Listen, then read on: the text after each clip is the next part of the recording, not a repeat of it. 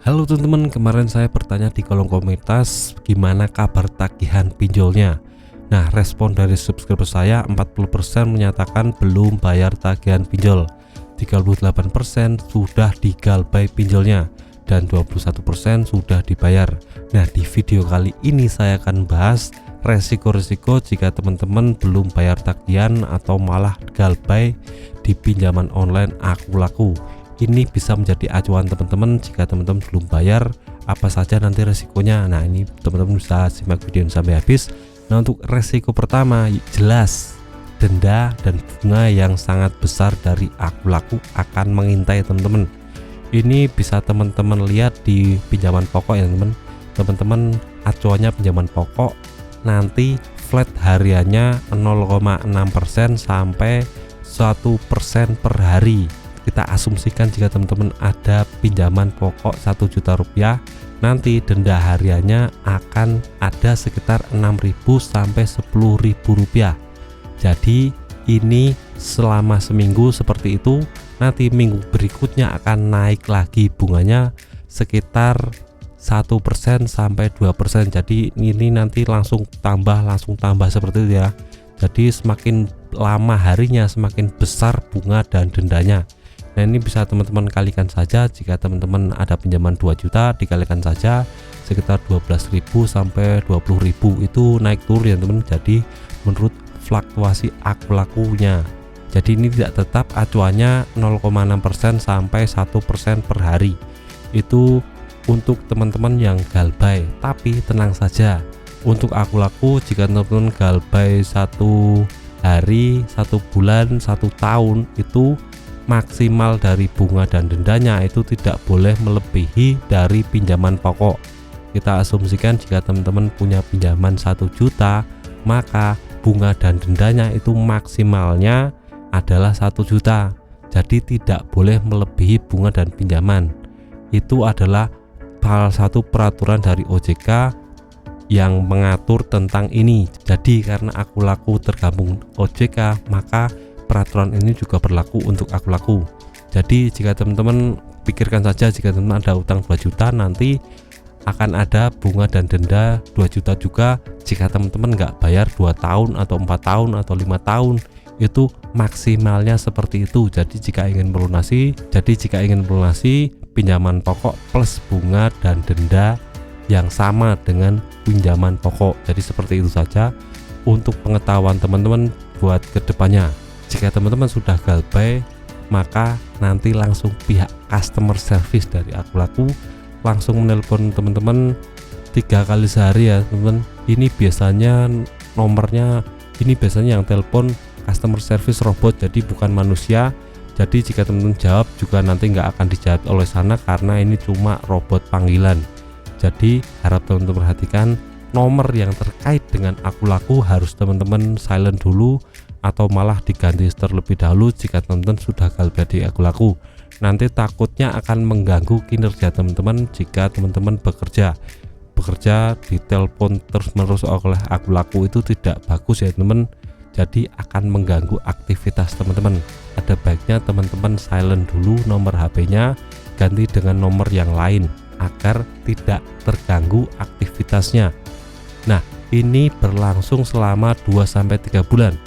Jadi selama 2-3 bulan teman-teman akan diteror oleh customer service Aku Laku menanyakan kapan pembayarannya.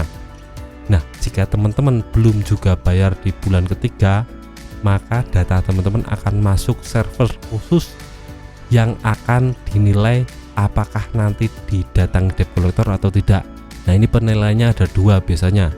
Yang pertama adalah besarnya pinjaman, yang kedua adalah domisili teman-teman. Nah, untuk besar pinjaman ini biasanya 2 juta ke atas itu jadi prioritas untuk bisa didatangi debt collector. Jadi teman-teman jika ada pinjaman 500 ke bawah, misalnya 300 atau 200, itu biasanya tidak akan didatangi oleh debt collector karena rugi di bensin jika teman-teman ada tagihan. Jadi pihak Aku Laku juga mikir-mikir mau mendatangi teman-teman karena cuma 200.000, 300.000 itu sangat merugikan Aku Laku jika ingin menagih teman-teman. Jadi jika teman-teman ada pinjaman di bawah 500.000 itu biasanya aman. Tapi jika pinjaman teman-teman 2 juta ke atas, misalnya 3 juta, 5 juta, 10 juta, atau bahkan 15 juta, itu kemungkinan besar akan didatangi oleh debt collector langsung ke rumah teman-teman. Jadi harap diwaspadai ya teman. Jadi teman-teman lihat dulu berapa nominal pinjaman teman-teman di Akulaku, itu bisa menjadi acuan pokok apakah nanti akan didatangi debt collector atau tidak. Nah, untuk faktor kedua adalah domisili. Nah, untuk domisili ini dikhususkan untuk Akulaku Jabodetabek. Ini adalah wilayah-wilayah yang sudah tercover oleh debt collector Akulaku. Jadi jika teman-teman domisili di wilayah Jabodetabek dan pinjamannya lebih dari 2 juta, ini ada kemungkinan akan didatangi oleh debt collector. Jadi harap perhatikan baik-baik, harap waspada.